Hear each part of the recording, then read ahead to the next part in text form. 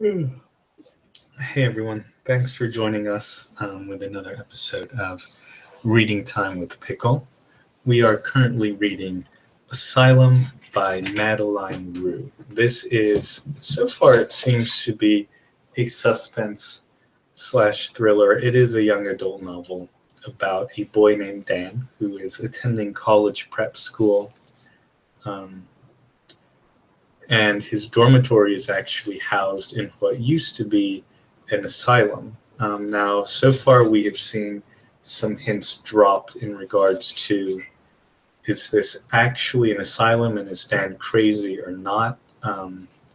We've met a couple main characters, Abby and Jordan, who quickly befriend Dan, and also Dan's roommate, Felix. I kind of mentioned this in the previous video. I don't know how I feel about the novel so far. Let's talk about what it does well so far first. I think that it is well written. It is easy to read. It's not dense and it's not boring. Everything progresses at a good pace. That and especially for a young adult novel, I can see what it's trying to do. Especially with the hints about, is Dan actually at an asylum or not? They come very early on, and in my personal opinion, they are very obvious. Maybe for a teenager, a 12-year-old, 13-year-old, this would be the perfect types of hints to be dropped. I do think they're a bit obvious. What I don't like so far about the novel is, again, character development. All of the characters do seem a bit bland. We get a little bit of backstory with each, but what I don't like so much is that so far it feels quite compartmentalized. And what I mean by that is when Dan, Abby, and Jordan are having an adventure, or when they're doing some type of action, that's what they're doing. And at that time, there's not so much character development. And then we'll just later on in a different chapter, we'll have a lot of exposition where they're not really doing much other than talking about themselves and their family and who they were. And again, I feel like it's really compartmentalized. It's not too natural. It's kind of like very scripted. It's like, okay, first to write this novel, here's the outline. A happens, then B happens. Let's not forget to throw in some character development. C happens, etc., etc. Again, I don't want to sound like a Debbie Downer. What I'm hoping for going forward is just a bit more actual action, where at the same time we also see some character development from our protagonist. He's at a prep school, but there's not actual much schooling going on. It's kind of like, okay, let's throw Dan in this setting with these other characters, and that's it. It doesn't feel natural to me. Again, everything feels so scripted, and I'm hoping we can deviate from the script a little bit. So let's start at chapter 8, where we ended off in chapter 7. Let's see.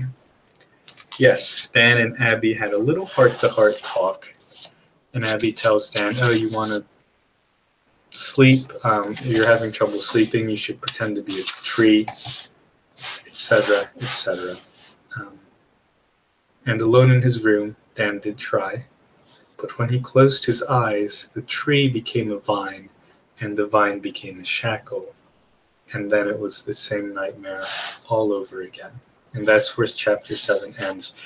So like I was saying, there are quite a few references dropped so far to him being in an asylum. And actually, and I guess this is kind of where my discontentment stems, is there's actually more references dropped to him being in an asylum than him being at school. Like, there have been no classes yet. We're in chapter 8. How many chapters in this book? Like 34 or to 38? And school hasn't even started.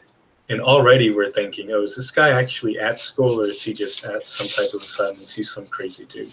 Some predictions I have going forward is that Felix is definitely not a positive entity in Dan's life, and he is somehow, in my personal opinion, connected to this whole asylum thing that Dan's going through. So we'll just see how that ends up. So let's stop talking, start reading at chapter number 8. The next morning, Dan hardly said 2 words to his friends. They wouldn't have class together until later in the afternoon, and his restless night meant his alarm had gone to snooze half a dozen times. Breakfast consisted of wolfing down Cheerios and orange juice too fast, and watching Abby put cold spoons on her eyelids. She insisted it would help her wake up and get rid of her sleepless puffiness. No time to myth bust that. Instead, Dan ran, course list in hand, to his first class, thinking that history of psychiatry would get him off to a good start. When he got there, he saw Jordan's roommate, Yi, and was glad for the friendly face in a room full of strangers. Ignoring the familiar voice that told him it would be easier to sit alone, Dan went over to Yi and introduced himself. "How's it going?" he said to Yi as he sat down. Yi shrugged. Jordan won't stop texting people when we're supposed to be sleeping. I could hear his little clicky-clacky fingers going until like 4 in the morning. He does love that phone. Otherwise, I'm glad to have the chance to do something outside of playing the damn cello.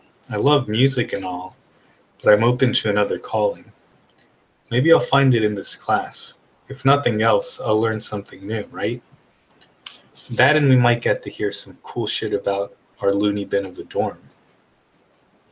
Professor Reyes arrived promptly and began handing out the syllabi.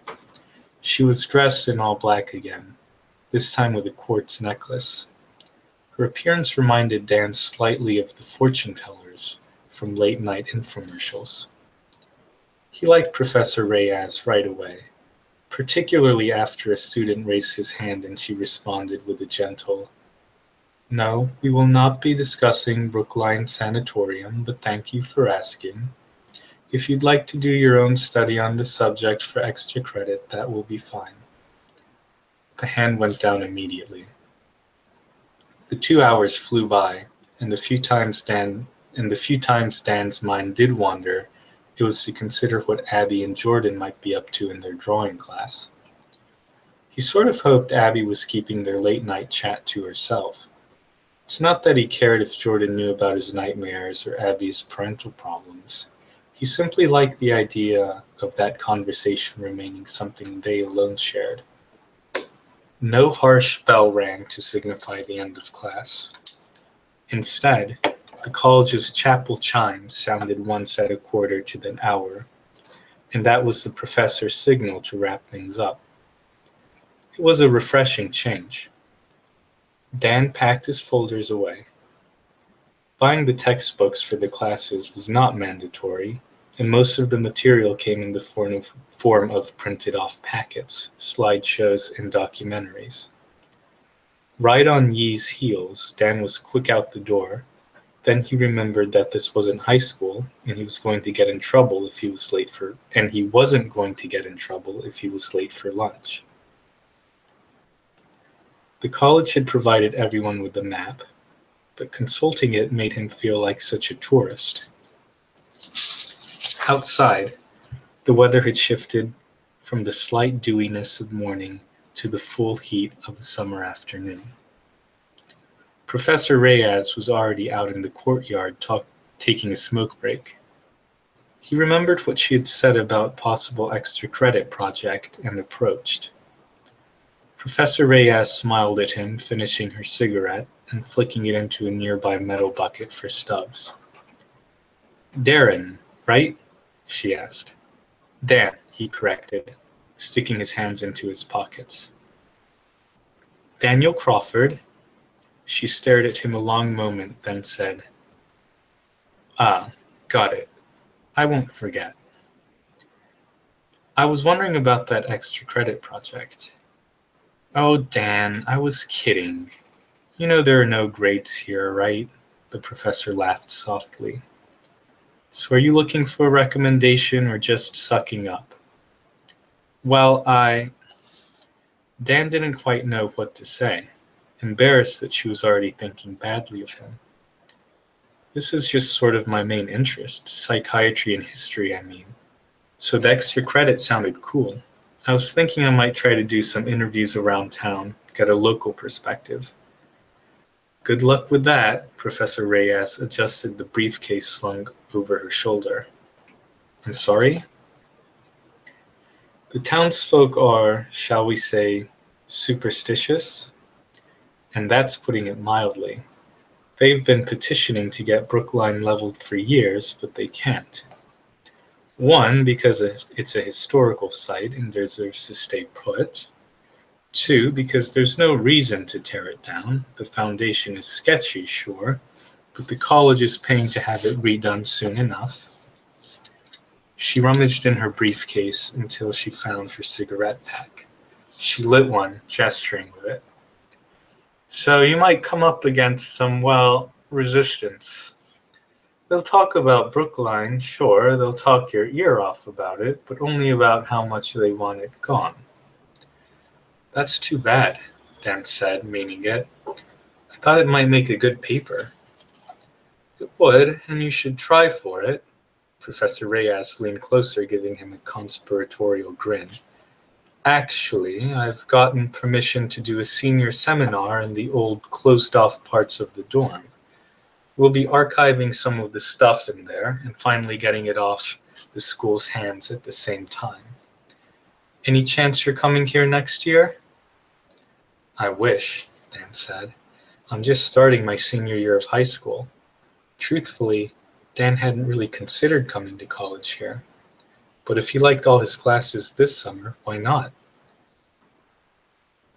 Hey, maybe if my interview goes well, you could use the paper for your seminar. Sure, she said. We'll see.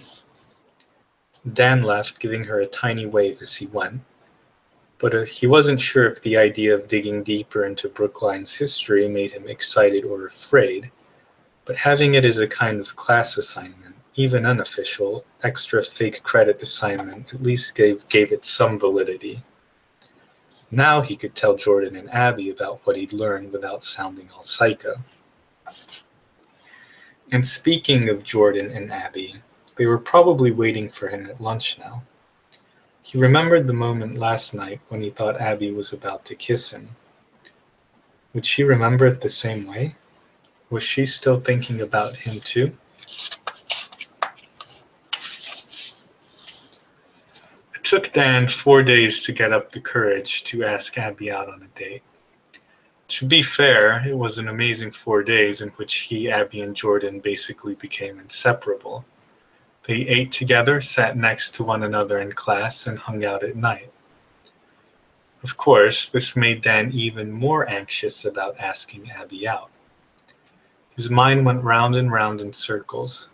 Should he ask her out? What if she said no? Could they still be friends? How would Jordan feel about it? What would it do to the three of them? What if she said yes? What if... He was so broody that even Felix noticed something was going on. You seem distracted, Daniel, Felix said one day after lunch when Dan had come into the room, flopped down on his bed and sighed loudly. Want to talk it over? Dan wondered about the wisdom of asking Felix for dating advice, although Felix did seem to be relaxing into the program too. He still studied alone in their room all the time, spoke like a science teacher, and required ludicrously small amounts of sleep, but his manga magazines had disappeared, and he seemed to enjoy doing his own thing. Well, Dan said, I'm thinking of asking Abby out. What do you think my chances are? Ah, yes, I can see why you're so nervous. You can? Dan waited, although he wasn't sure he wanted Felix to elaborate. You are facially symmetrical, but suffer from slightly protruding ears. You're not exactly tall, and your lack of muscular definition, well, Abby is, on the other hand. Yeah, Dan said, cutting him off. She's cute as hell. Felix paused and gave a quick shrug. I'd say she is, in the popular vernacular, out of your league. I thought so, thanks, Dan muttered. He really shouldn't feel put out, considering the source of this judgment, but still, it stung.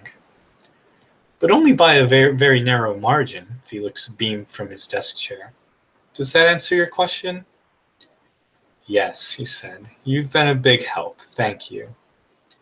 Dan gathered up his afternoon notebooks and headed out the door. The phrase, out of your league, plagued Dan all the way across campus. Felix was right in a way. Dan had never met anyone like Abby before, someone who lit up his world a little whenever she happened into it. The first of the chapel bells started ringing, signaling 1:45 and the start of his next class. Late. How had that happened? It had been a little after 1 when he'd left the dorm. Dan sprinted as best as he could the rest of the way, arriving outside the social sciences building, huffing and sweating. On the last chime, he tumbled into the corridor. Jordan and Abby were waiting by the classroom door. There you are, Abby called. We thought you weren't coming. Just running late, roommate stuff. Sure, we all know you were going for a dramatic entrance, Jordan teased, nudging him lightly. Dan filed in after his friends and shuffled to a seat under the stern gaze of their professor, a tall middle-aged man with a short goatee and salt and pepper hair. Well, if it isn't the Hydra, Professor Douglas said, pulling his glasses halfway down the bridge of his nose. Don't make it a habit, you three. He started, but then something came over him, and he knew he had to say this now or he never would. Do you want to go out somewhere tonight? Just the two of us, I mean? Yes, she said, smiling, leaving Dan to inwardly celebrate the vast difference between yes and sure. Tell her it's a date, that you mean it's a date. It doesn't have to be a date or anything, he added sheepishly. It's a date, you're asking her on a date. Oh, Abby replied, glancing down. No, right, of course. Or could it be a date? Okay, she laughed. What did you have in mind? What did you want to do? Get dinner or? Oh, dinner, yeah, I heard that place down in town is nice. He was talking about it. Brewster's? They do sandwiches and stuff? This wasn't so hard. Brewster's it is, she said brightly. How's 7? 7 is perfect. Great then. 7 o'clock sharp. I'll see you downstairs at 7. Abby shook her head and laughed. Geez, could I say 7 a few more times? Probably. After that, Abby said something vague about wanting to go to the sports center, and Dan said he needed to get in some study time, so they parted ways in the quad, smiling and waving like idiots. He watched her walk down the path until she was lost among the crowd of students hanging around outside. Then he walked slowly back to the dorm, his sneakers crunched on pine cones as he ambled on and off the paths. On one of the nearby lawns, he saw a group gathered around a grill. It looked like a barbecue that a couple hall monitors were getting started early for dinner. He could smell the smoke as it drifted up into the air and disappeared in the light breeze. He could hear the popping of fire. He was feeling just fine. So before I start chapter 9, let me say this. Dan, in this novel so far, 80 pages, Dan has really only had 3 interactions with Abby. The first is them meeting and exploring the photographs together. The second is him meeting her outside when he couldn't sleep and she couldn't sleep either.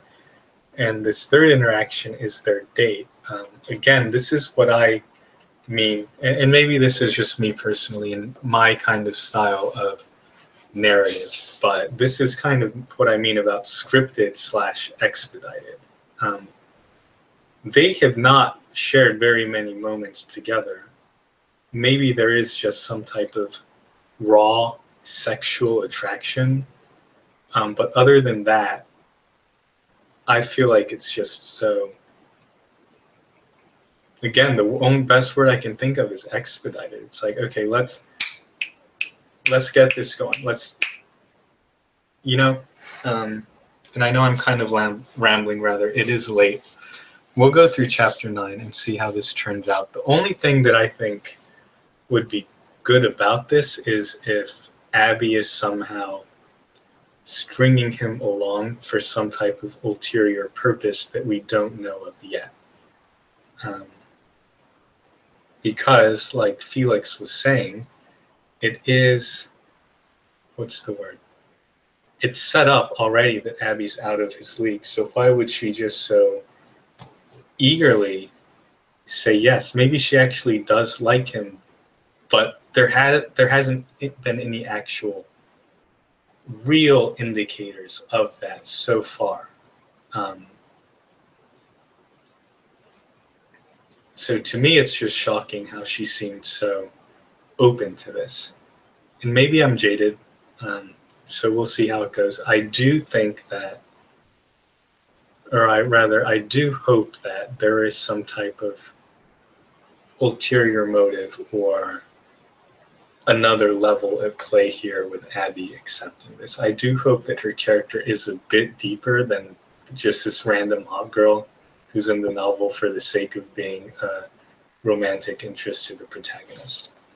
Um, so we'll see. Let's carry on to chapter number 9. The fact that tonight was a maybe date created more dilemmas for Dan. Like, did he shave?